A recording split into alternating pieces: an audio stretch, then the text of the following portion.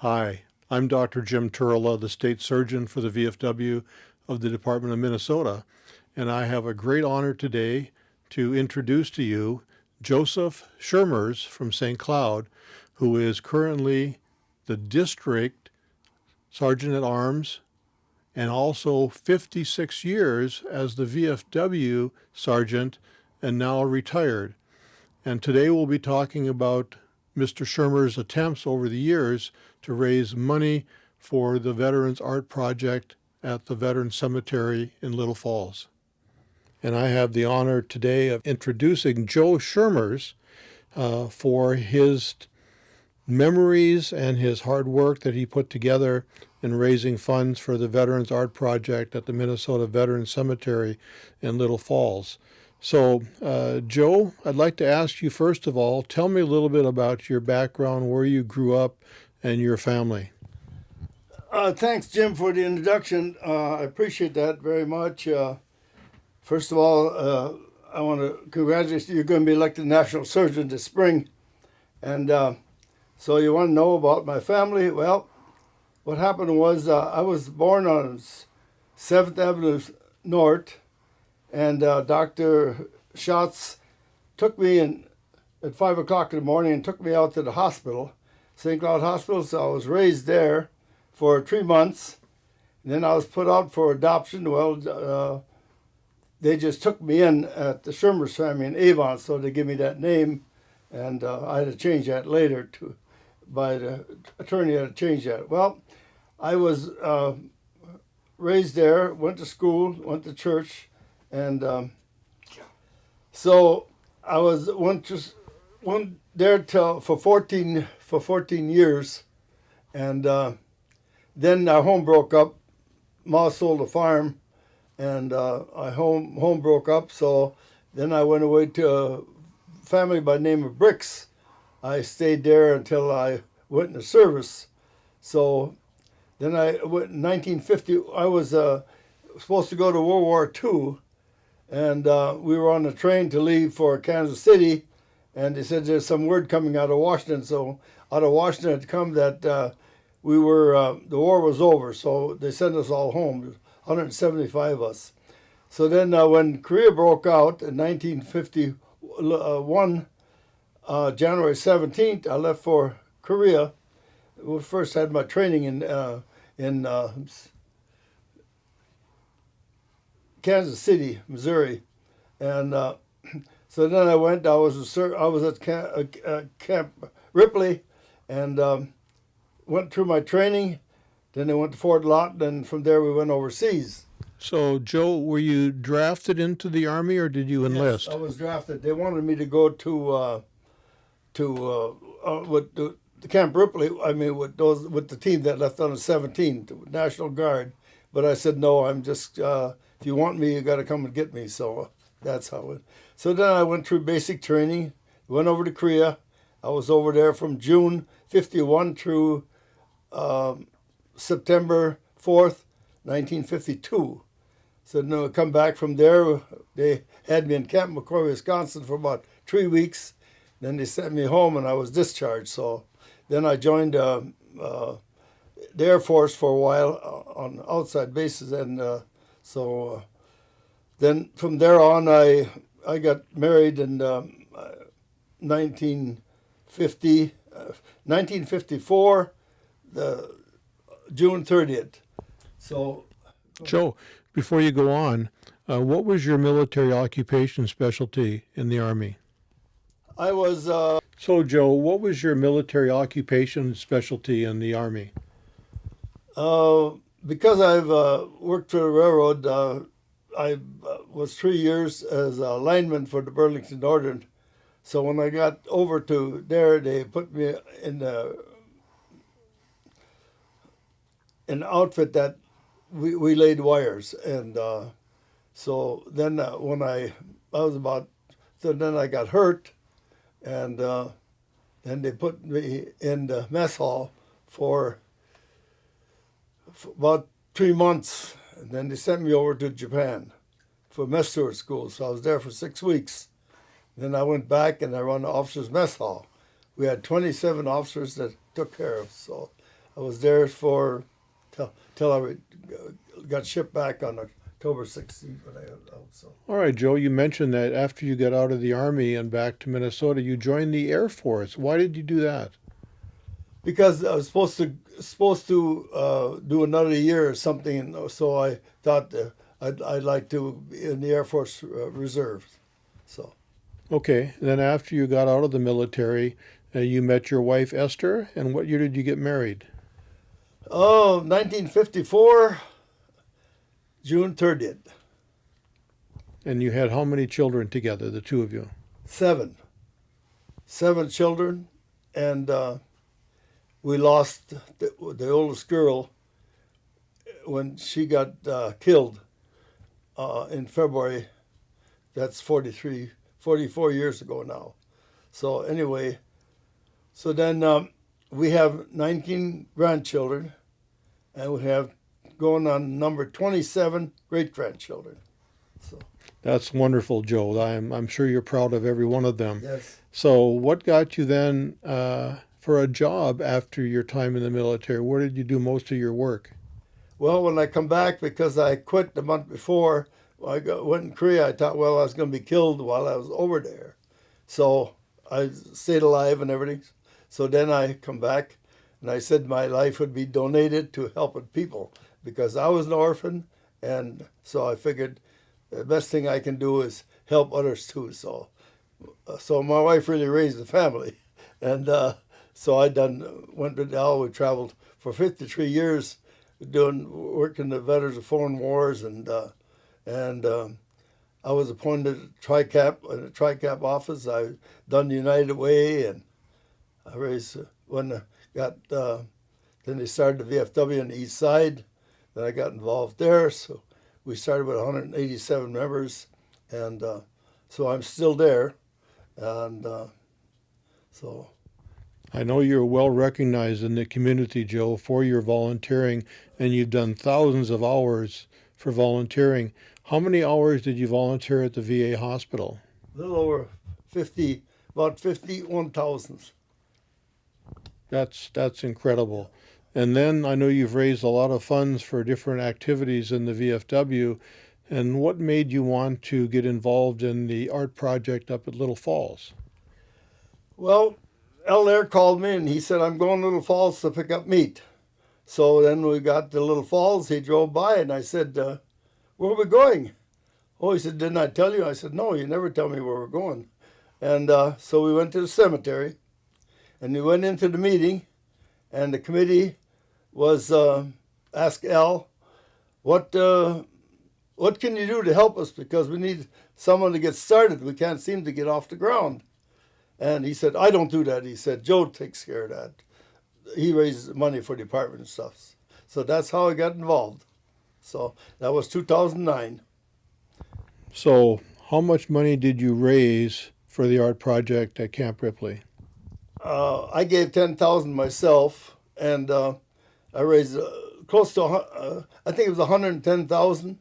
And if I would have got everything that was promised to me, I'd have raised like 135,000. But I got by with 110,000.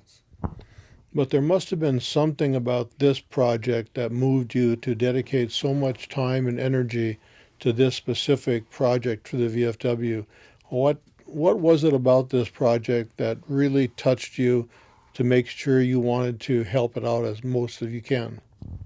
Well, since I run the state projects for the Veterans of Foreign Wars for about 15 years, raised money for them, then I said, well, the only way we can honor people is by making these prints, and so there'd be a long standing for wives and women that come in, know what we done while we were in the service. And so I'm on the board up there now since 2009, and I got elected one of the officers, and I believe this project is so great, I think it should be taught in the schools. So what we got now is 8 by 10 projects, 5 of them, all the services. And now we're making just somewhat little smaller. We want to get them in all the schools so they can tell the kids what the veterans are really doing. That's incredible, Joe. I didn't know that was part of it. I know they're going to put some in the convention center here in St. Cloud, and I was happy to hear that. But what was your first impression when you met the artist Charles Kapsner? Well, I thought he was one of the best painters that was around, and he was good to me, and so he enticed me to do it, so I did. So that's why I went out and did it. So you've been in contact with Charlie, who I call affectionately my friend, for their entire project. You've been up there many times and talked with him a lot about it. What was it specifically? Was it the branch of service that you were involved in, or did you just like all 5 of the paintings?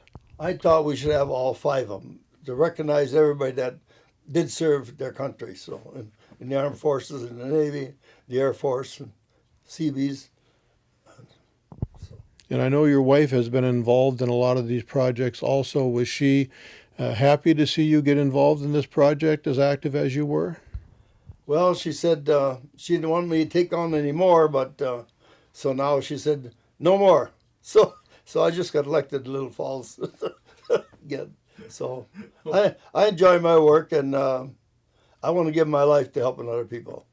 That's the only way I can do it. And how old are you now, Joe? I'm 91. April 29, I'll be 92. That's simply incredible for someone who at that age can do as much as you do over the years volunteering and helping other people.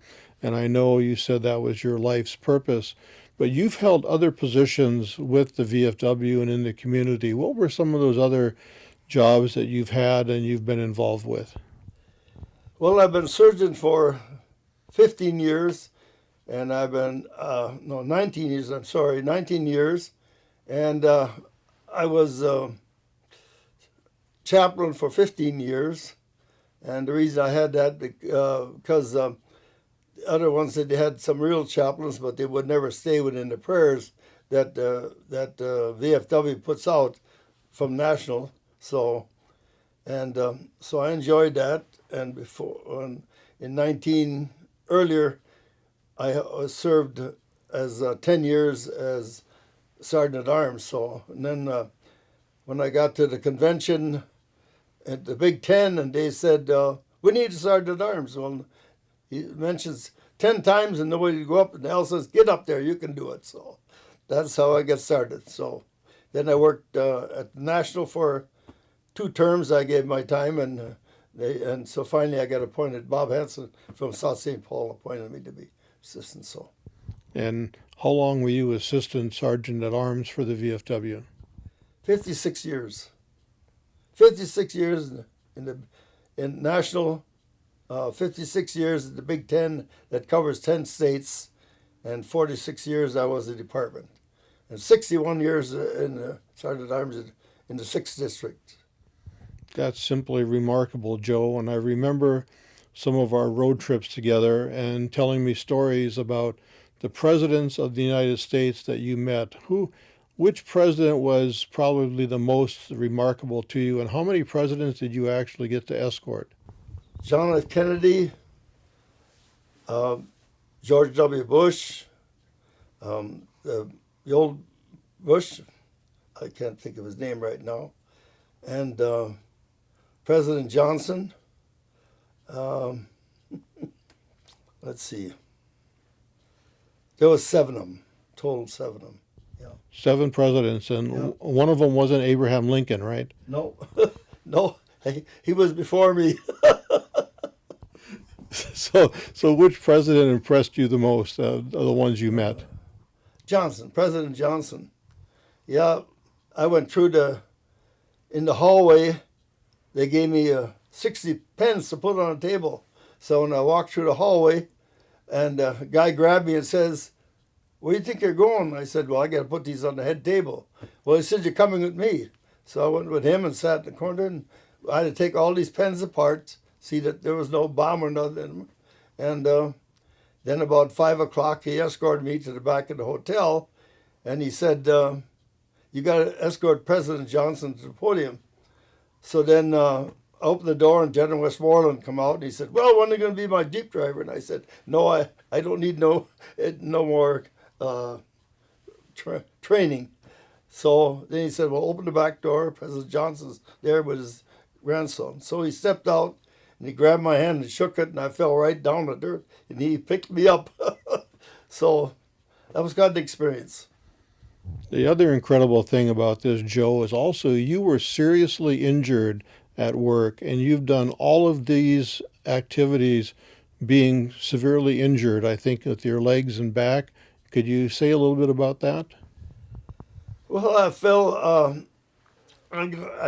of a deuce and a half of the side of the mountain going in Korea, and so that was one thing. And then where we were stationed in Korea, when I got hurt, then they put me into the mess hall, and I just flipped hamburgers. So I flipped on the guy's plate and fell backwards, and I was gassed because the field ranges were out about inch and a half, so that I got all that fumes, So I was in the hospital for about 20 days, just puking blue stuff, Couldn't eat. So then I went back to the tent, and the second day I was laying there shivering and shaking like a guy would have pneumonia or something like that. And the guy said, "Well, are you crazy?" And I said, "No, there's something wrong. They're going to come a couple of days. We'll be blown apart where we're at." And so they picked me up and they hauled me to the hospital. And 2 days later, half of the tents were blown away because they did move some of the stuff out, but didn't get it all moved out. I had that impermission or whatever they call it, that was going to happen. So. But you were also injured after the military, correct? Oh, I don't remember that. I thought you had told me you had fallen off of a telephone pole or something when you were working as a lineman. When I was working as a lineman, I burned one was 75 feet tall, and lucky that I didn't have it. And then I had one in Hibbing that I fell off of, and that was a creosote pole, so they pulled out 40 staples out of my stomach. So, and I was sitting one by Fargo, 35 feet, and I had to release the hand lines because there's signals going through all the time, and so I pulled the last one off of the glass, pulled it back, and I couldn't let it go, so I was shaking with it. And the guy said, "Well, put it back on the glass because the poles broke off at the bottom." So they spiked the pole so I could release the wire and be able to come down. That's incredible, Joe, that with all those injuries, you continued working as long as you could. And even today, at almost 92 years old, you and Esther still pick up food and deliver it, 2 or 3 days a week? To the Port Clark Sisters. Yeah, we do that. I love that work, so I want to keep on volunteering and help. And we work at something at the VFW every day, too, so. So, any final comments about the project at Little Falls and the ceremony when they finally dedicated the last print? Any thoughts about that? Yeah, it was a nice ceremony, and I'm glad the thing was done because before 2009 I could raise $200,000, but after 2009 everything fell apart, and the money come in slow after that. So. But they reached their goal, and everything is up now. And so many families are going to be appreciative of those 5 paintings up there as they attend their fathers' or husbands' or sons' memorial services. Yeah, there's 7,022 people buried at the cemetery at the present time. So.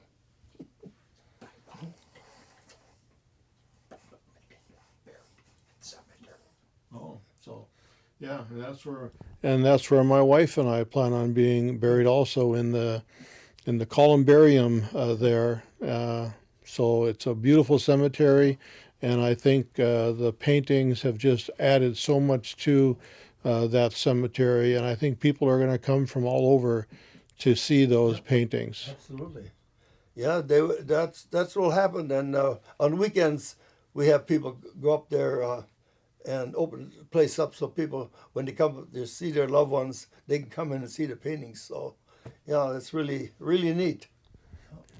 And Joe, we, the veterans of Minnesota, can't thank you enough for what you did to raise the funds for that project and your involvement over the last 10 years with that project.